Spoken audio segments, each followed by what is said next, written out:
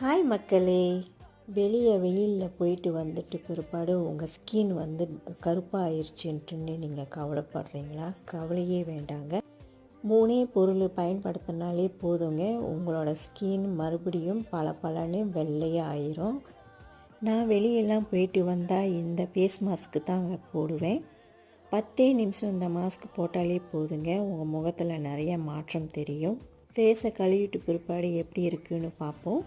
நம்ம ஸ்கினுக்காக நிறைய செலவு பண்ணி நிறைய பொருட்கள் வாங்கி பாய்க்கணுன்னு அவசியமே இல்லைங்க.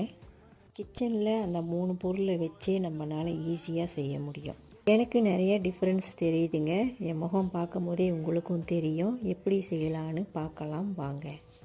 உளுந்து 2 மணி நேரம் ஊற வச்சுட்டு பிற்பாடு பால் ஊற்றி நான் பிளெண்டர் பண்ணிட்டேங்க. அரிசி மாவு மிக்ஸ் பண்ணிட்டேன். நீங்களும் இந்த ஃபேஸ் மாஸ்க்கை ட்ரை பண்ணி பாருங்கள். நன்றி, வணக்கம்.